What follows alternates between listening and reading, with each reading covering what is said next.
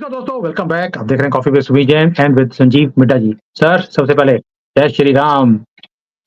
जय श्री राम सुमित जी। सर, एक मुद्दा है जो आप ही ने शुरू किया, आप ही ने सजेस्ट किया कि ये मुद्दा है जिसकी वो बात करनी चाहिए। मुझे भी लगा कि लोगों को तो प्रेज़ेंट करना चाहिए कि जिसका साथ और उसी का विश्वास भी होना चाहिए और उसका साथ भी होना चाहिए। जिसने आपको साथ दिया, आप उसका साथ दीजिए। लेकिन मोदी जी ने दिया सबका साथ, सबका विकास। ये जो मुद्दा है, क्या अब बीजेपी को समझ आ गया कि सबका साथ सबका विकास का फ़र्क क्या पड़ता है? और शायद इसीलिए पिछले 75 सालों में कांग्रेस ने सिर्फ एक ही का साथ दिया जिनके लिए मोहब्बत की दुकान भी खोली गई recently under a new name. क्या आपको लगता है कि कुछ फ़र्क पड़ा है बीजेपी के अंदर, कुछ अकल आई है या अभी भी वही काम चल रहा है? सबका साथ सबका विकास? सुमित जी, थोड़ा सा ना पहले समझने की कोशिश करते हैं कि बीजेपी ने जब सत्ता में आई 2014 में, वो किन मुद्दों को लेकर सत्ता में आई। उन्होंने हिंदुस्तान की 70% पॉपुलेशन है, जो कि हिंदू डोमिनेटेड पॉपुलेशन है, उन्होंने उसी के हितों की बात करी, उसी के बारे में उन्होंने सपोर्ट सिस्टम क्रिएट करने की कोशिश करी। उसका ही उन्होंने वोट बैंक को एक्सप्लॉइट करने की कोशिश करी कि हम आएंगे तो हम हिंदू के फायदे के ये काम करेंगे। जैसे मंदिर का मुद्दा हो गया, और बहुत सारे और भी मुद्दे हो गए जिसमें उनको जातिवाद से हटा के उनके उनके एक्चुअल बेनिफिट की बात करी और देश की सुरक्षा की बात करी, और लोगों के अंदर एक ऐसी भावना की लाने की कोशिश करी कि अगर अगर आप मेरा साथ दोगे तो मैं आपके बहुत सारे काम आसानी से कर दूंगा।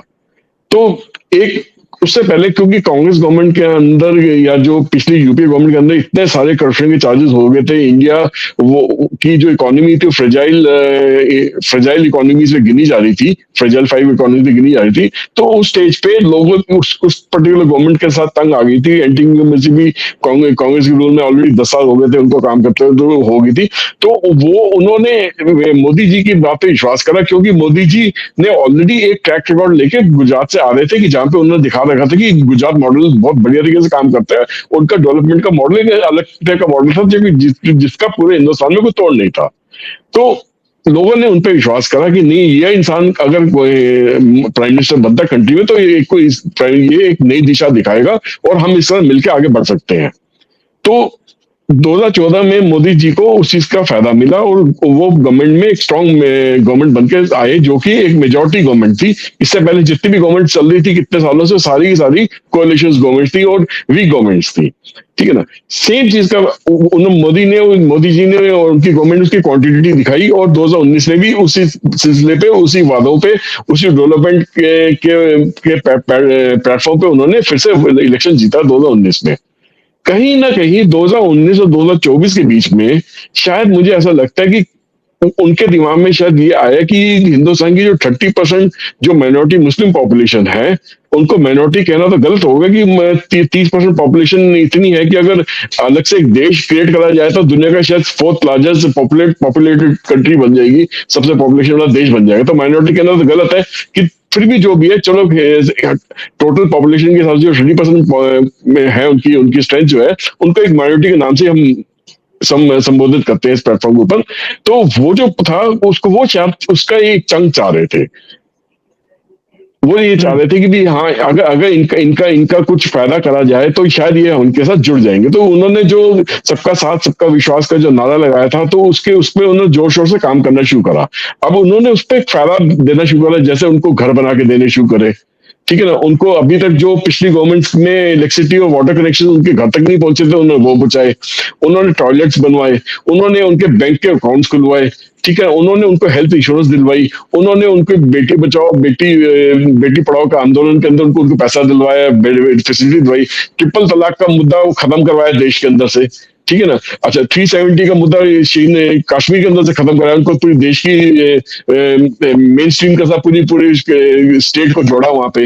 और फ्री राशन की जो सप्लाई थी वो कोविड पीरियड में शुरू हुई थी, वो बाद में भी शुरू, आज तक शुरू होती रही, शुरू चल रही है। उनका फायदा उसका मिल रहा है, हर फैमिली में 5-5 किलो पर मेंबर के हिसाब से राशन बट रहा है। और एजुकेशन और बिजनेस लोन भी दिलवाए, जहां से वो अपने आर्थिक पढ़ लिख के थोड़ा सा अपना आर्थिक लेवल को सुधार सके। तो इतना इतना सब कुछ करने के बावजूद भी ये देखा गया कि जो पॉपुलेशन जो मुस्लिम्स की थी, उन्होंने ये 2024 की इलेक्शन में मोदी गवर्नमेंट को शायद बिल्कुल भी वोट नहीं दी।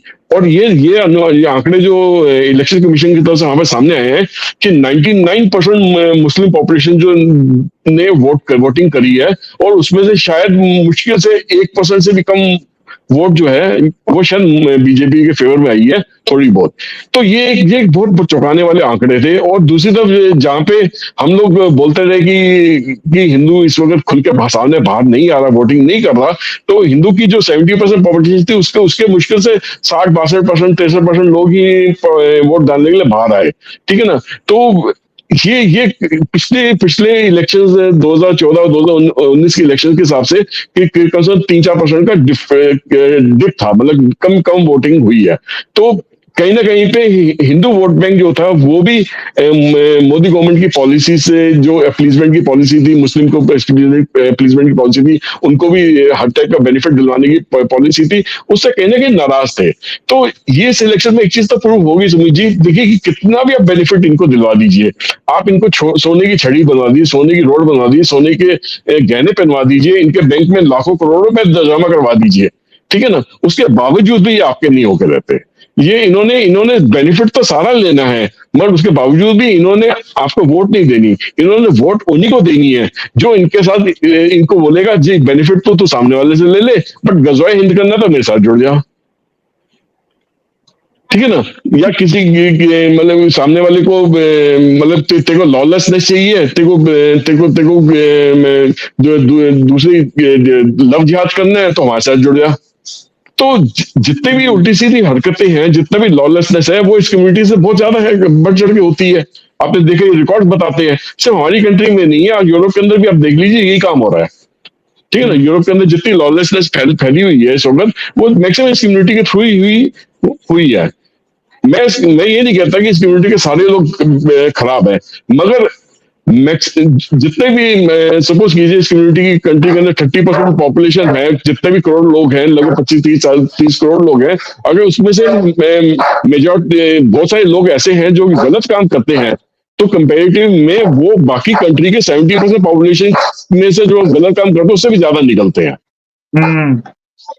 ठीक है ना। तो वो चीज गलत है, क्यों इतना कुछ बेनिफिट देने के बाद भी अगर ये अपनी आर्थिक स्थिति नहीं सुधार सकते, अपने अंदर एजुकेशन नहीं सुधार सकते, अपनी सोच नहीं बदल सकते, अपनी सोच को वो उसी किताब के जरिए सामने लाना चाहते हैं जहां पे उनको ये बताया जाता है कि सामने वाला अगर तुम्हारी कम्युनिटी का नहीं है तो वो तुम्हारा नहीं है, उसका तुम गला काट दो या उसको तुम खत्म कर दो। तो ये सोच बहुत गलत है। मतलब ये समझ नहीं आया कि किस प्रकार की सोच है कि बेनिफिट तो सारे ले लो, कि वो ये बोलते हैं कि शायद ये बेनिफिट तो हमारे हैं ही, क्योंकि तुम पैसा कौन सा देश के घर से लेके आ रहे हो, तुम भी तो देश का पैसा हम पे दे रहे हो, जिसका हमारा हक है हमारे से लेना।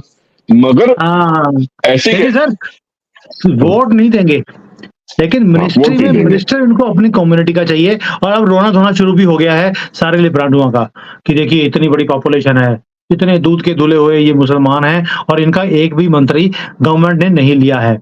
वोट बीजेपी को नहीं देंगे, लेकिन मंत्रालय में आना है काफिरों की गवर्नमेंट में।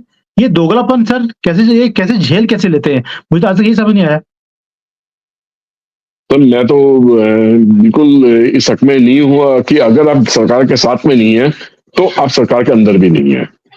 बहुत सिंपल है, लॉजिक है। अगर सरकार के साथ में नहीं, आप सरकार के अंदर भी नहीं हो सकते। आपको सरकार के साथ में होने के लिए अपनी कम्युनिटी को पूरा साथ में लेके आना पड़ेगा, और तभी हम सरकार के अंदर भी आपकी रिप्रेजेंटेशन बना के रखेंगे। बिल्कुल सही है सर। मैं एक और चीज बोलता हूँ आपको, ये हमेशा बोलते हैं कि हमें हक नहीं मिलता है भारत के अंदर, जबकि रोज लव जिहाद के केसेस, हजारों केसेस, रोज गले काटने के केसेस, हजारों केसेस रोज आते हैं। मैं सिंपल मोदी गवर्नमेंट को भी मैंने एक बार एक पूरा आर्टिकल लिख के भेजा था कि मुसलमानों को भारत में उतना ही हक होना चाहिए जितना हिंदू को मुसलमान कंट्री में मिलता है। आप एक भी इसको इंप्लीमेंट कर दीजिए, उसी वक्त सारे आंकड़े सीधे हो जाएंगे। लेकिन आपने मुझे एक चीज पहले बोली कि हिंदू जो नाराज था वो अपीजमेंट के कारण था, जो मुसलमानों की अपीजमेंट पिछले 4-5 सालों में मोदी जी ने करने शुरू करी अंडर द नेम ऑफ सबका साथ सबका विकास, लेकिन उन्होंने आपको फिर भी सपोर्ट नहीं किया। अब आज एक हरकत हुई है, हरकत ये हुई है कि महाराष्ट्र में शिवसेना बीजेपी की गवर्नमेंट है और वक्फ बोर्ड को आप पैसे दे रहे हैं। सर ये अपीजमेंट यानी कि अभी भी वो जो भूत था सबका साथ सबका विकास का अभी भी उतरा नहीं है, या हिंदू सीखता ही नहीं है अपनी गलतियों से, हजार साल से यही गलतियां करते आ रहे हैं। भाईचारे के नाम पर हम भाई बोलते रहे, वो हमें चारा समझते हैं, और हमारी हमारी गवर्नमेंट ने भी यही काम करना शुरू कर दिया।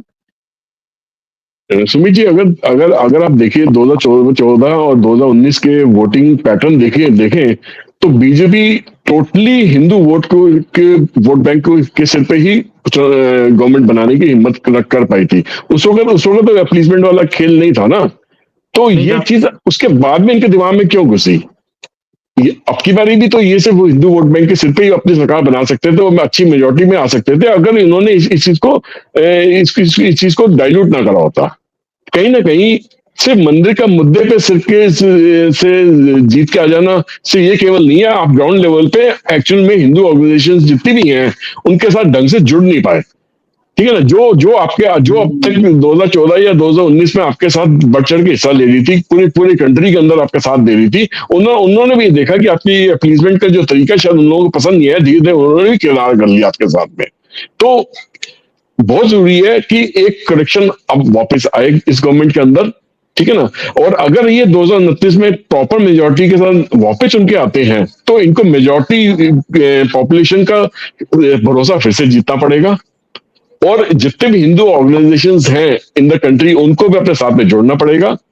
और हो सके नहीं, आगे कर दे तो बहुत ही अच्छा है कि जितने भी हिंदू मंदिर हैं जो स्टेट और सेंटर के कंट्रोल में हैं उनका कंट्रोल छोड़ दे, पूरा हटा दे, ताकि वो अपने पैसे को किस तरीके से इस्तेमाल करना है वो उसका फैसला वो खुद ले सके। ठीक है ना, क्योंकि अभी तक देखिए सुमीत जी, जितने भी दूसरे प्लेसेस ऑफ वर्शिप है, चाहे सिखों के हैं, चाहे मुसलमानों के हैं, चाहे पारसीज के हैं, वो किसी स्टेट या सेंट्रल गवर्नमेंट के कंट्रोल में नहीं रहते।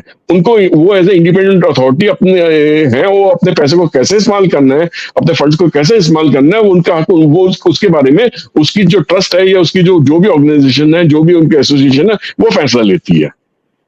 तो हिंदू के मंदिरों मंदिरों पे गवर्नमेंट का कंट्रोल क्यों होना चाहिए? नहीं होना चाहिए। तो ये चीज भी इनको इसके अब की बारी अगले आने वाले 4 से 5 साल के अंदर ये फैसला लेना पड़ेगा कि ये इनको इनको जो गवर्नमेंट का कंट्रोल है वो इन चीजों हिंदू की प्लेस ऑफ रिलीजन पे हटाना पड़ेगा, जिससे इनका ये वाला वादा भी खत्म हो जाए, पूरा कर पाएंगे कि less governance and more work, जो मोदी सर जी देखिए, कहते थे कि मैं। आप जो बोल रहे हैं ना, मुझे लगता है अब आपने एक जो मुद्दा टच किया आज, ये बहुत सारे हिंदू या सनातनी हैं जो टच करते हैं। और आज बहुत लोगों के कमेंट्स हैं, मुझे लगता है आपने सारे पढ़ के ना वो सारे बता दिए कि लोगों का आक्रोश जो बीजेपी की तरफ से है या बीजेपी की के लिए है, वो ये है कि जैसे कर्नाटका में कांग्रेस की गवर्नमेंट है, 450 करोड़ का टैक्स लेती है मंदिरों से, जो कलेक्शन आता है।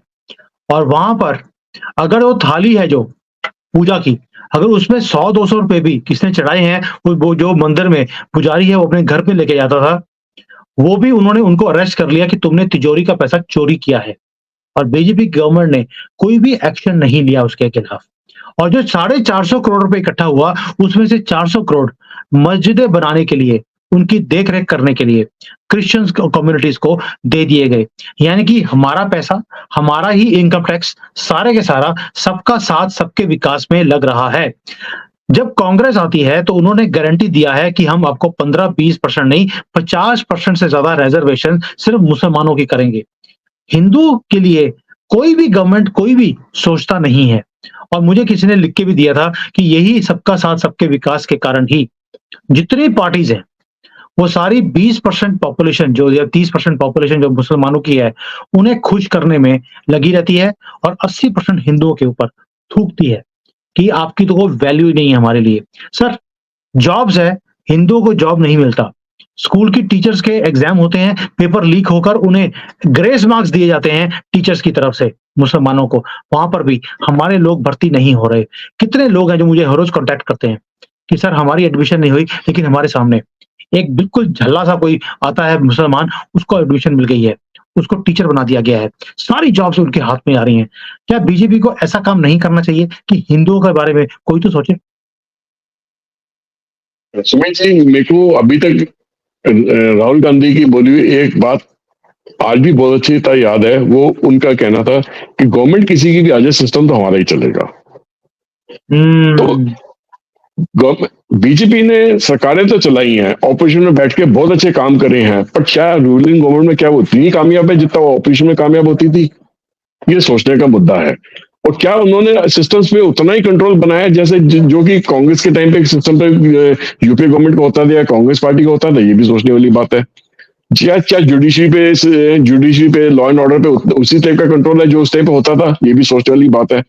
तो आने वाला वक्त जो है, आने वाले 5 साल, ये 5 साल भी नहीं, मेरे हिसाब से ये साल 2 साल का ही टाइम है इनके पास बाकी है, क्योंकि अगले 7 साल इनको इकोनॉमिक डेवलपमेंट भी करनी है और इन मुद्दों के बारे में बहुत सीरियसली सोचना भी है इनको कि ये लगातार इस तरीके से काम करते चले जा सकते हैं या इनको एक फर्म डिसीजन लेना पड़ेगा कि जिसकी वजह से ये गवर्नमेंट के अंदर गवर्नमेंट बनाने में कामयाब हुए हैं इतने 2 या 3 बारी में, क्या उसको उनका साथ इनको पूरी तरह से चाहिए या बाकी किसी का साथ लेकर ये आगे बढ़ सकते हैं?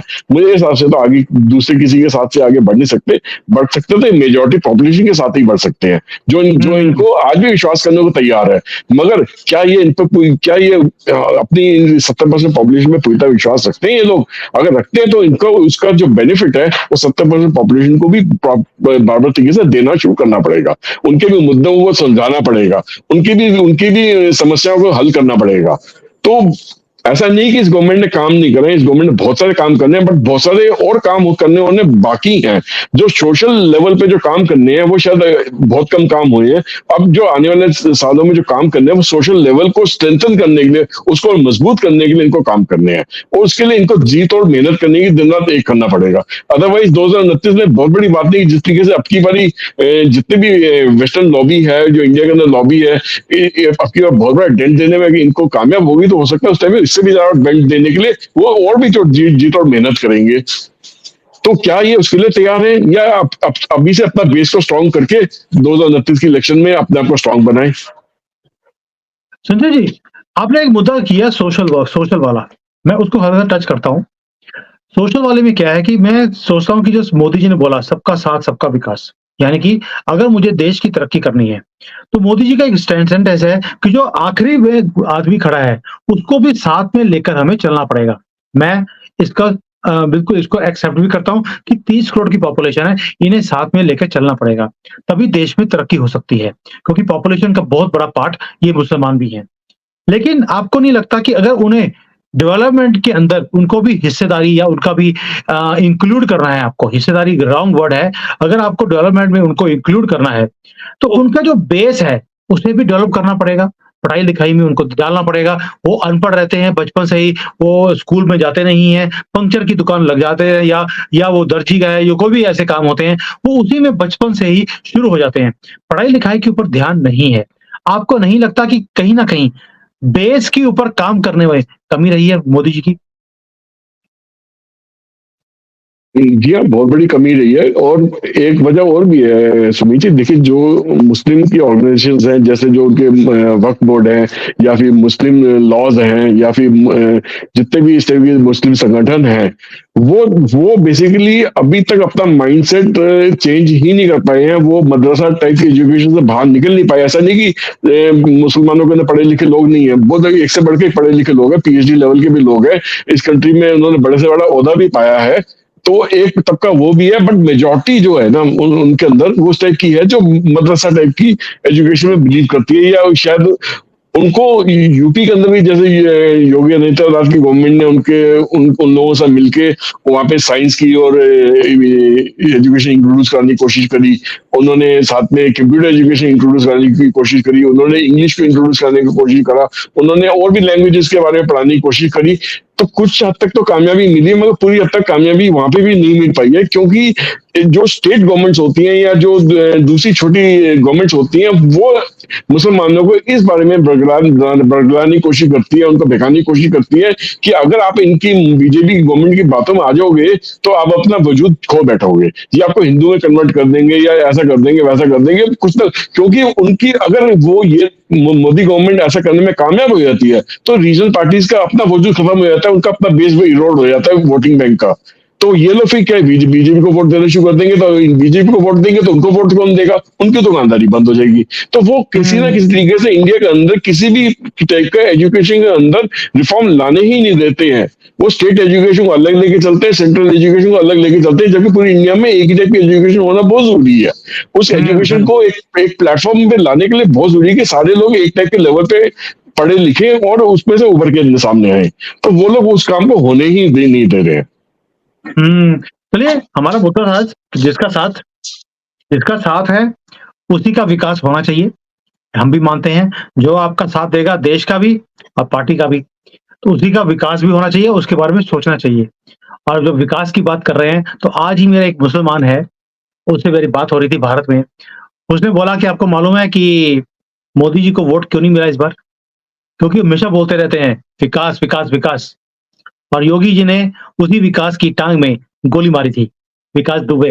तो इसीलिए लोगों को लगता है कि मोदी जी तो विकास की बात करते हैं और योगी जी विकास की टांग में गोली मार देते हैं, इसलिए वोट नहीं पड़ा। अब देखते हैं, ये तो मजाक की बात है, लेकिन क्या ये जो सारा जिसका जो कांग्रेस ने एक मुद्दा उठाया, जितनी जाति उतना हक, मोदी जी का मुद्दा था सबका साथ सबका विकास, वो पैंतरा नहीं चला।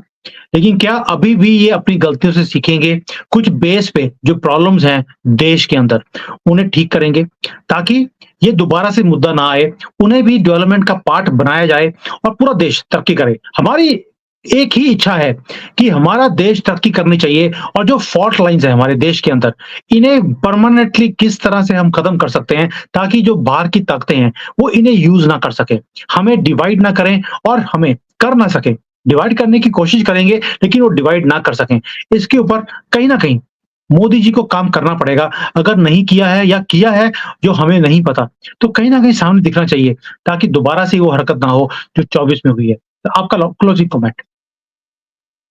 सुमित जी, मैं तो चाहूंगा कि अगर जो माइनॉरिटी कम्युनिटी है वो भी तरक्की करे और देश की तरक्की में उनका भी साथ मिले हमें, और तो बहुत अच्छा सिचुएशन रहेगा। पर अनफॉर्चुनेटली ऐसा हो नहीं पा रहा है, और कहीं ना कहीं फॉल्ट लाइंस बहुत ज्यादा है, और उस फॉल्ट लाइंस को प्रॉपर तरीके से आइडेंटिफाई करके मेजॉरिटी कम्युनिटी के साथ में अगर जो एक लॉ एंड ऑर्डर की सिचुएशन जो कंट्री में बनती है वो एक सिमिलर टाइप की होनी चाहिए, जैसे सिविल लॉज के मुद्दे जैसे हैं। जो कॉमन सिविल लॉ जब अगर इंट्रोड्यूस होता है कंट्री में, तो सब एक प्लेटफॉर्म पे आ जाते हैं, एक जैसे ही लॉ एंड ऑर्डर की सिचुएशन के अंदर रहेंगे, एक ही टाइप के लॉ को फॉलो करेंगे। तो अभी तक क्या है कि हर एक कम्युनिटी कहती है जी मेरा अपना लॉ है, मैं अपने तरीके से अपनी जिंदगी जीऊंगा। वो चीज ऐसे पॉसिबल नहीं है ऐसी कंट्री के अंदर, ठीक है ना। इनको कॉमन सिविल कोर्ट्स को समझना पड़ेगा कि कॉमन सिविल कोर्ट जो है वो कंट्री के हर नागरिक के फायदे का सौदा है। उसके अंदर कंट्री में जो भी लॉ रहेगा वो मेरे लिए भी सेम है, उनके लिए भी सेम है, ठीक है ना। तो वो अगर उस टाइप के लॉज के साथ में जिएंगे, जीना सीखेंगे, तो वो हर टाइप के बेनिफिट का फायदा भी पाएंगे और मेन स्ट्रीम के साथ जुड़ेंगे भी और तरक्की भी करेंगे। मुझे लगता है कि देखिए, कहीं ना कहीं हमें विश्वास है, मोदी जी हैं, इन्हें मालूम है क्या करना है। वो सही वक्त की वेट करते हैं। कई बार 370 करने को 2014 में भी खत्म कर सकते थे। पहले उन्होंने ग्राउंड वर्क को बनाया, टेस्ट किया, उसके बाद इंप्लीमेंट भी एक झटके में किया। झटका भी ऐसा कि हलाल करने वाले खुद हलाल हो गए। और अब मुझे ऐसा लगता है कि ये 5 सालों में इस कम्युनिटी को भी जो डेवलपमेंट के अंदर हम इंक्लूड करना चाहते हैं भारत की तरक्की में, उसके ऊपर काम किया जाएगा। मुझे उम्मीद है, आई डोंट नो व्हाई, मैं हमेशा अपनी फीलिंग्स को फॉलो करता हूँ। हमें कई बार सरफेस के ऊपर लगता है, मैंने बहुत वीडियोस बनाई है इसके ऊपर, कि मोदी जी तुसी ठीक नहीं किया, आपने वक्फ बोर्ड को 10 करोड़ रुपए दे दिए, वो भी शिवसेना के हाथों से। ये कैसे हो गया? मुझे लगता है कहीं ना कहीं लंबा प्लान है, कहीं खुश किया जा रहा है, और एक हाथ में देते हैं तो मोदी जी को पिछवाड़े पे डंडा मारना भी आता है। मुझे लगता है कहीं ना कहीं वो कुछ ना कुछ सीधा जरूर करेंगे, क्योंकि 370 खत्म होने के बाद कश्मीर के लोगों को एक चीज समझ आ गई, उन्हें बेवकूफ बनाया गया। वहां की जो लोकल हुक्मरान थे, उन्होंने भी बढ़ चढ़कर इस बार डेमोक्रेसी का जो पार्ट है उसका पार्ट बने हैं, इलेक्शन में साथ दिया है, वोटिंग करी है। और मुझे ऐसा लगता है कि कहीं ना कहीं ये मदरसा वाला जो काम है, इसके ऊपर भी काम किया जाएगा। हमने असम में करने की कोशिश करी, यूपी में काम शुरू हो गया है, कहीं ना कहीं टेस्टिंग चल रही है, और इसके बाद पूरे भारत में हो सकता है कॉपी पेस्ट किया जाए, ये वक्त बताएगा। लेकिन हमारी नजर रहेगी इसके ऊपर, बहुत कुछ होना है। आपने पहले ही प्रेडिक्ट किया था कि ये अगले साल मार्च तक बहुत उथल-पुथल होएगी, और जो आज हमने आईसीस की स्टेटमेंट सुनी है, जहाँ पर उन्होंने मुसलमानों को, हिंदुस्तान के मुसलमानों को ओपनली बोला है, जहाँ हिंदू दिखे उसे मार दो। ये बहुत ही खतरनाक चीज़ है। और जो ये आज इन्होंने बोला है, क्या बोला है उन्होंने? इंडियन किंग्स, ओए इंडियन किंग्स, तुम्हें देख लेंगे, तुम्हें छोड़ेंगे नहीं। और ये साथ में उन्होंने बोला है कि जहाँ पर भी आप गाड़ी लेके जा रहे हैं, जहाँ पे हिंदू दिखे, उनके मंदिरों को जला दो, उनके घरों को जला दो, लूट लो, चाकुओं से मार दो ताकि इन्हें पता लगे कि प्रॉफेट मोहम्मद अभी भी ज़िंदा है। ये आज की उनकी धमकी है, या आप कह लीजिए सजेशन है मुसलमानों को कि बढ़-चढ़कर आप हिंदुस्तान में आग लगाइए। उन्हें एहसास कराइए कि ये अब हिंदुस्तान नहीं, ये इस्लामिक कंट्री बन के रहेगा। तो जो ऐसे खतरे होंगे, तो मोदी जी को भी कोई ना कोई, जैसे 370 एक टर्न स्टेप था, जो हम सोचते थे कभी हो नहीं सकता, ऐसा ही कोई स्टेप दोबारा लेना पड़ेगा। ये एक ऐसा डिसीजन है जो मोदी जी के ऊपर छोड़ते हैं। लेट्स सी कब वो ऐसा एक्शन लेंगे। और मोदी जी की एक स्टेटमेंट है, वो क्या है? मोदी की गारंटी। ये मेरी गारंटी है। और मुझे मोदी जी की गारंटी के ऊपर पूरी गारंटी है कि अगर उन्होंने बोला है तो करके छोड़ेंगे कि मैंने भारत को एक विकसित देश बनाना है, इसे सोने की चिड़िया दोबारा से बनाना है। और खुशखबरी की बात है कि आज हमारा फॉरेन रिजर्व $650 बिलियन को क्रॉस कर गया है, आज ही का दिन। तो लेट्स सी मोदी जी कब ये पूरी कंट्री को साथ लेकर आगे चलते हैं। सबका साथ सबका विकास नहीं चला, तो जिसका साथ उसका विकास करके ही देख लीजिए मोदी जी। हो सकता है ऐसा काम हो जाए और ग्राउंड लेवल पे जो सुनील जी, काम करने वाले हैं, उसको काम करने लग मैं जाइए। एक लाइन और ऐड करना चाहूंगा एंड में। वो ये है कि मैं मानता हूं कि हिंदुस्तान का मुसलमान आईसिस का साथ नहीं देगा, क्योंकि ओके, वो इस देश की विकासशील धारा के साथ अपने आप को जोड़ना चाहता है। वो भी विकसित बनना चाहता है, वो भी तरक्की करना चाहता है। और जिसकी रोजी रोटी इस देश के अंदर से बनी हुई है और इस देश के अंदर तरक्की करने करने से उसका फायदा है, वो इस देश में छोड़ के कहाँ जाएगा? अगर इस देश को ही तबाह कर देगा तो इस देश में कमाएगा कहाँ से? ठीक है ना? तो मेरे मेरे हिसाब से वो ऐसी बेवकूफ़ी नहीं करेगा, वो भी इस देश को चाहता है, बट क्योंकि उसको बेवकूफ़ बनाने वाले, भड़काने वाले बहुत सारे लोग हैं और अपने अपना उल्लू सीधा करने वाले, अपनी दुकान चलाने वाली पॉलिटिकल पार्टीज़ हिंदुस्तान में भरी पड़ी हैं, जो कि देश के हित को कभी भी सामने रख के कोई भी फैसला नहीं करती। वो सिर्फ़ लोगों को गलत रास्ता दिखाने में यकीन करती हैं, अपनी दुकानदारी चलाने में। तो मुझे लगता है कि आज का जो मुसलमान है, वो बहुत सारी चीज़ों को अच्छी तरह से समझता है, वो इनके बहकावे में नहीं आएगा और अपने अपने देश को आगे लगाएगा। हाँ, छुट-पुट घटनाएँ इधर-उधर हो सकती हैं, वो भी इन लोगों की वजह से, जो कि इन लोगों को गलत चीज़ें इस्तेमाल करने की कोशिश करेगा, पत्थरबाज़ी हो जाएगी, कहीं छोटे-मोटे रॉयट्स हो जाएंगे, कुछ हो जाएंगे, मगर बड़े स्तर पे कोई भी ऐसा हरकत नहीं होगी। चलिए संजीव जी, आप मुझे मालूम है वैदिक न्यूमरोलॉजी आप बहुत अच्छी तरह से जानते हैं और आपके आंकड़े मैंने देखा है कि सटीक होते भी हैं।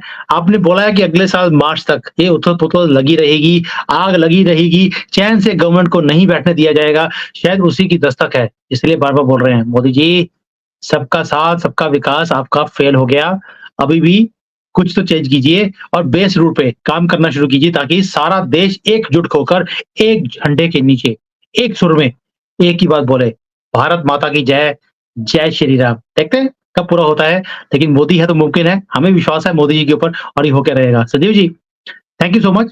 बहुत अच्छी तरह से आपने पूरे डिटेल में समझाया है कि मुद्दे क्या हैं, कहाँ पे हिंदू नाराज़ है मोदी जी से और विकास। अब विकास की बात करते हैं तो अगली बार जब विकास दिखे उसकी टाँग में गोली मत मारना, उसको साथ लेके चलना ताकि देश में तरक्की आती रहे। जय हिंद, जय श्री राम। जय हिंद। Hi there.